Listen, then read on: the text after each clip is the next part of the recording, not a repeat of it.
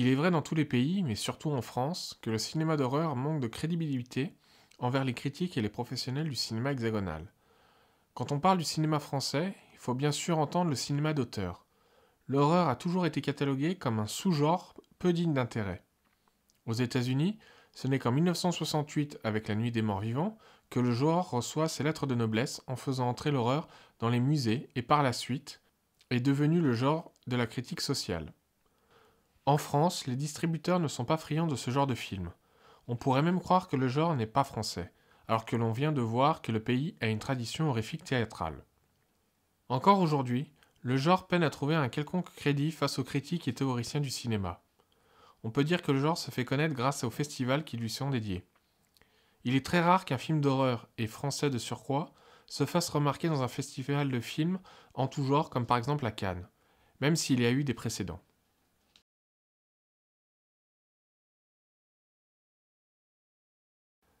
Malgré le visible manque d'intérêt pour ce genre de cinéma qu'est le genre horrifique, que penser de la très nette évolution du genre en France, dans le sens où de plus en plus de films sortent en salle ou directement en DVD? Que penser alors des récompenses que reçoivent les films et les auteurs dans les festivals spécialisés? Ce qu'il faut noter, c'est la différence de spécificité entre ces films de l'an 2000 et le corpus étudié dans la première partie. On a réellement deux genres de films, mais ce qui n'empêche cependant pas le fait que tous ces films soient de fabrication française. On notera seulement que leur référence et origine s'orientent davantage vers le cinéma américain, italien et anglais. Comme le dit Philippe May, il n'y a pas vraiment de courant de l'horreur en France, mais plutôt des tentatives plus ou moins réussies de faire venir le genre à l'intérieur du territoire. Il faut dire que peu de cinéastes s'en sortent avec le genre. Pas forcément à cause d'une mauvaise qualité du film, mais plutôt parce que le pays redoute ce genre de film souvent catalogué au rang de film pour adolescents. C'est entre autres le cas de Promenons-nous dans les bois de Lionel Delplanque, qui montre le désir de vouloir faire du scream à la française, même si le film tire plutôt du giallo italien.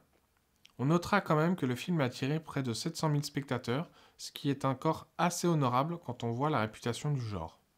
Depuis 2000, on assiste à une véritable recrudescence du genre. Laissant volontairement de côté les films fantastiques demandant un traitement spécifique, nous notons que certains auteurs se font plus remarquer par leur prouesse scénaristique et technique, comme le prouve Dominique Moll avec Harry, un ami qui vous veut du bien. L'histoire de deux anciens camarades de lycée dont l'un pousse son admiration pour l'autre un peu trop loin. Il récidivera en tant que conseiller de Gilles Marchand en 2004 avec Qui a tué Bambi. Notons également la présence d'Alexandre Aja avec Haute Tension, film métaphorique sur l'incapacité du personnage féminin à satisfaire ses pulsions homosexuelles. Le film bénéficiera d'une sortie des deux côtés de l'Atlantique et ouvrira une carrière américaine au cinéaste en se faisant remarquer par le remake du film de Wes Craven, La colline à des yeux. À ce jour, Aja aura réalisé uniquement des films d'horreur sur le sol américain. Pour ce qui est de la production française, c'est Luc Besson avec sa firme EuropaCorp qui tente de revitaliser le genre en France. C'est d'ailleurs à cette société que l'on doit Haute Tension, entre autres. Tout ceci permettant de faire connaître les films de genre au grand public, puisque c'est à lui qu'est destiné le genre. On constate deux mouvances dans l'horreur française d'aujourd'hui. On a d'une part les vrais amoureux du genre qui savent réinventer le genre et ceux qui détournent les codes mais dont le résultat reste tout simplement décevant. Ceci étant dit, ce qu'il manque au genre, c'est une œuvre de référence qui permette de créer un précédent et de lancer le genre comme étant un genre à part entière. En tout cas, le film d'horreur va devenir le genre qui permet aux cinéastes de faire leurs premières armes dans le monde du cinéma, et ce, devant le polar et la comédie. Il s'agira soit d'une unique pièce d'une carrière qui permet à un auteur de faire une immersion dans des obsessions bien précises, soit il s'agit de véritables amoureux du genre qui vont poursuivre dans le genre comme pour Aja ou Logier. On peut conclure cette partie en disant qu'à l'heure actuelle, le cinéma d'horreur en France n'a pas beaucoup de considération venant de la critique, mais que celui-ci cherche à tout prix à avoir du crédit aux yeux de ses pairs. Ceci étant dit, le nombre de films d'horreur français ne cesse de croître depuis le début des années 2000 et montre un réel intérêt pour les cinéastes français à s'intéresser à un genre encore mal vu dans l'Hexagone. Même si tous les films ne sont pas de grande qualité, mais après tout, ne serait-ce pas la marque de fabrique du genre que de produire de nombreux films dont seulement peu ressortent du lot, le cinéma d'horreur français existe bel et bien et nous ne sommes qu'au début d'un courant qui se voudra de plus en plus important en attendant la prophétique venue du film qui servira d'exemple en France.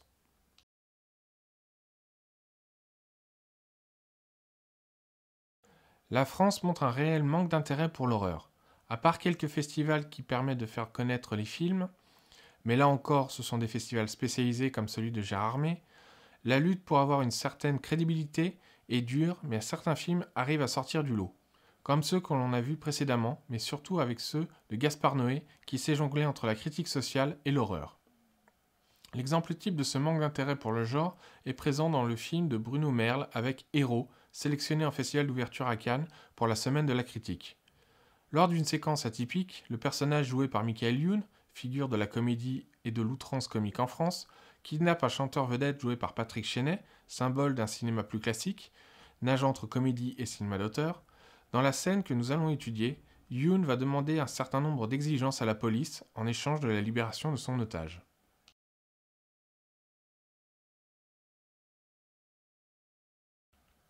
Pierre, alias Pi, est drôle alors qu'il aurait voulu être beau. Parce que lorsqu'on est beau, on est pris au sérieux. Et c'est le souhait de Pierre, il veut être pris au sérieux. C'est pourquoi il enlève son idole, Clovis Costa, ou du moins celui qu'il prend pour son chanteur préféré. De par cet acte, il va demander à ce qu'un concert de Costa soit organisé pour qu'il puisse avoir la chance de chanter, ce qui le sortirait de sa condition de chauffeur de salle et de la figure de l'homme drôle qui lui colle à la peau. Ses tentatives tombant à l'eau, il demande à parler à Lisa, son ancienne petite amie, qu'il n'a pas vue depuis 10 ans, et de refaire, comme à leur début, une scène de Cyrano. Pierre n'aime pas sa vie. Il considère qu'il a tout raté. C'est pourquoi il se lance dans cette croisade folle à la recherche de crédibilité. Cette recherche est à l'image du film de Bruno Merle. Il cherche à ce qu'on le prenne au sérieux. La première partie du film est en vidéo, symbole d'une génération de cinéastes qui, n'ayant pas les moyens, jouent à faire du cinéma avec ce qu'il peut.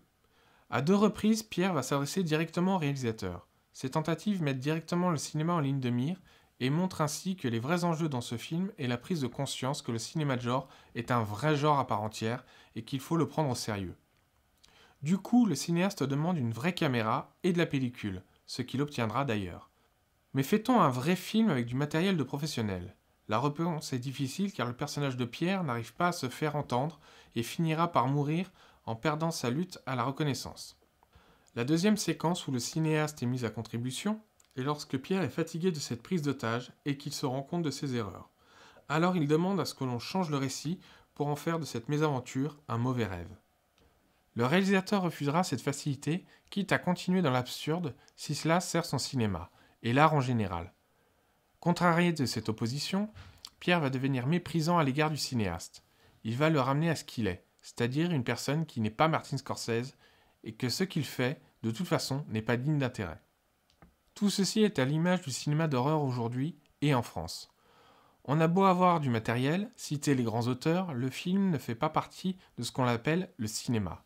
Pourtant, le film de Bruno Merle appelle un élargissement des esprits en finissant par un générique dit par l'acteur Patrick Chenet comme pour nous dire que tout est du spectacle, quel que soit le genre, et que le cinéma d'horreur peut être un cinéma d'auteur. Cela est également montré par le fait que le film est coproduit par Arte, chaîne réputée pour diffuser des films d'art et d'essai, ainsi que du fait de sa sélection à la semaine de la critique à Cannes, insiste que le film s'oriente vers un cinéma d'auteur.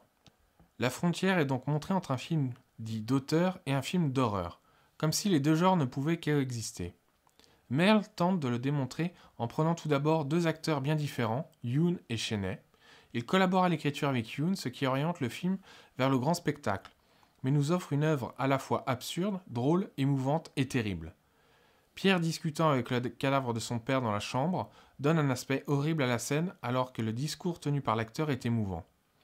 Il s'agit d'un enfant qui aurait grandi sans le vouloir et qui se trouve dans une vie qu'il n'a pas choisie. Il se retrouve seul, sans sa mère qui l'a abandonné, sans son père qui vient de mourir et sans sa petite amie qui a décidé de partir. Et lui reste dans l'illusion de son passé. C'est d'ailleurs pourquoi il finit par commettre l'irréparable en enlevant le sosie d'une personne célèbre.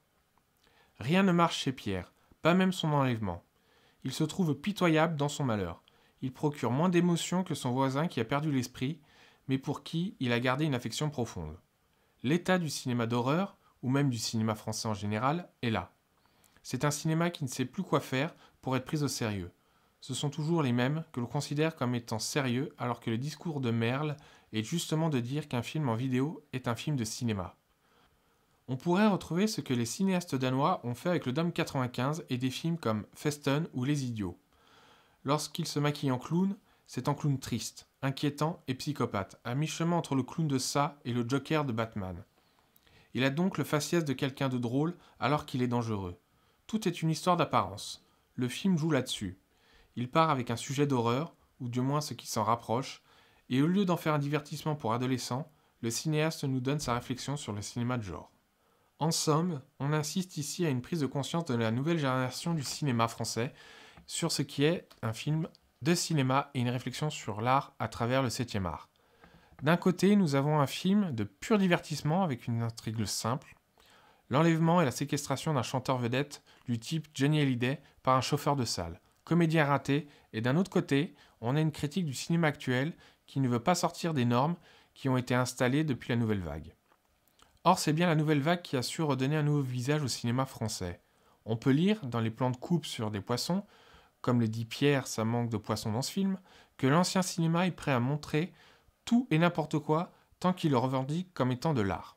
Pour en revenir à l'horreur, on peut affirmer que Merle tente de faire du cinéma d'horreur un cinéma d'auteur, mais que la reconnaissance est bien loin d'être acquise. À première vue, le cinéma d'horreur et le cinéma français semblent être antinomiques.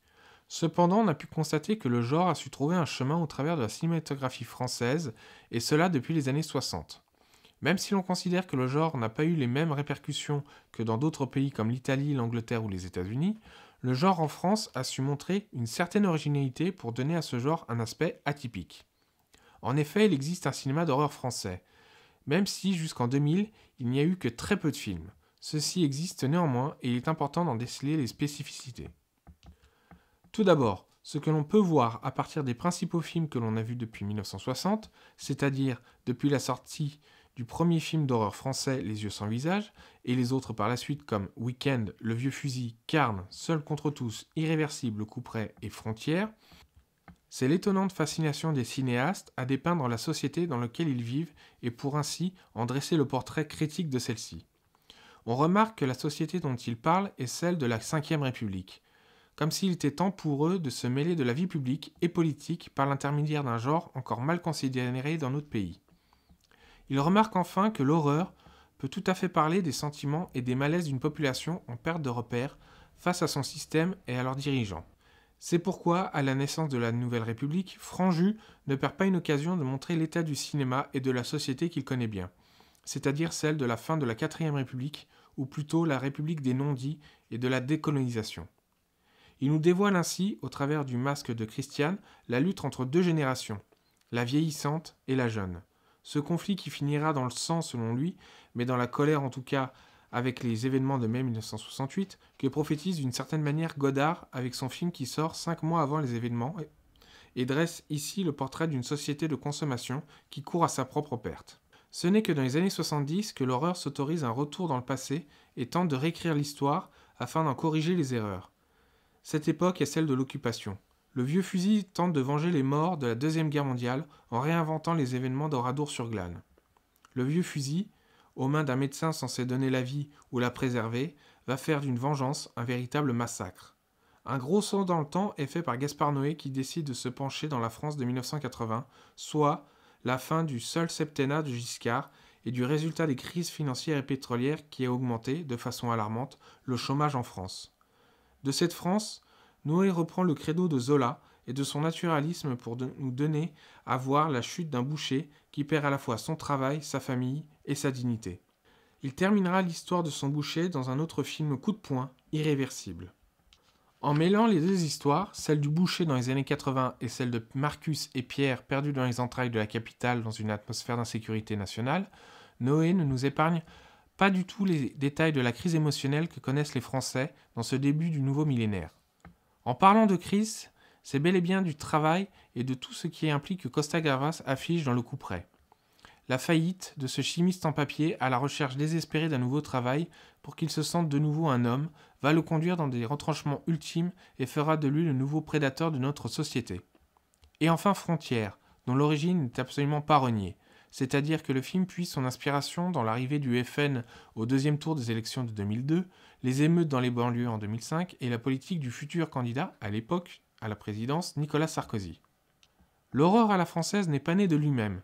Il tient son héritage à la fois du cinéma et du théâtre.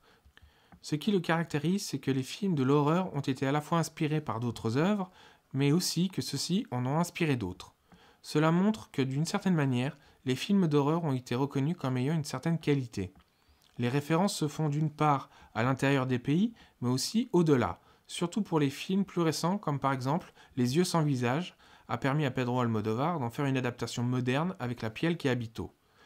Mais il faut aussi regarder les origines théâtrales du cinéma d'horreur français dans le genre du Grand Guignol. Ce théâtre créé à la fin du XIXe siècle, mettant en scène en situation tout d'abord de façon naturaliste, puis se dirigeant de plus en plus vers le gore, les courtes pièces qui feront son succès jusqu'à sa fermeture dans les années 1960. Remarquons que c'est à cette période que naît le cinéma gore, tout d'abord aux États-Unis, puis dans le reste du monde par la suite. Même si cela est inconscient, le cinéma d'horreur doit tout au Grand Guignol, de par sa mise en scène particulière et sa représentation de la violence sur scène. Malgré tout, le cinéma de genre en France est très mal perçu par la critique, qui voit en lui un sous-genre destiné en général à un public adolescent. C'est dans cette optique que Bruno Merle tourne Héros, présenté à Cannes pour la Semaine de la Critique en 2007. Réunissant deux acteurs complètement différents que sont Michael Youn et Patrick Chenet, tous deux symbolisant un cinéma fort différent, va montrer que le cinéma de genre peut être un cinéma d'auteur. Dans son film, Merle se moque de la politique auteuriste de notre époque pour en faire un pamphlet à la fois drôle et efficace de l'état du cinéma français. À l'image de ce clown psychopathe qu'incarne Youn, Merle nous dit que le cinéma de genre est prêt à tout pour être reconnu. Tout comme le film, le cinéma de genre kidnappe l'industrie du cinéma afin d'avoir la reconnaissance des professionnels du spectacle. Cependant, bien que le cinéma de genre soit mal vu par une partie de la critique française, on assiste depuis le début des années 2000 à un essor fulgurant de production de genre. Même si ceux-ci doivent se contenter de sortir dans peu de salles et de vivre que par la diffusion en festival ou en DVD, les jeunes cinéastes sont de plus en plus désireux de faire un film d'horreur pour débuter leur carrière. Il faut bien admettre que la plupart de ces films reprennent les codes du genre américain ou italien, mais quelques-uns d'entre eux sortent vraiment du lot et créent une véritable surprise dans le langage cinématographique français. Prenons par exemple Martyr de Pascal Laugier, qui mérite de s'intéresser à un genre à la fois nouveau et ancien d'une cinématographie en pleine construction dans un pays où l'horreur ne semble pas le bienvenu. Le cinéma d'horreur en France, même s'il n'est qu'à ses balbutiements, montre un réel intérêt de la part des cinéastes de créer quelque chose de nouveau, ou plutôt de reconstruire une cinématographie encore trop pauvre à l'heure actuelle. Il ne reste maintenant que de trouver un film qui fasse référence et permette à l'industrie de se lancer pleinement dans le genre pour que la France s'approprie le genre et en fasse une véritable marque de fabrique. Comme on a pu le voir, la France n'en est pas à son premier coup d'essai dans l'horreur, il manque seulement une œuvre qui permette de créer un véritable phénomène de société dans le cinéma français.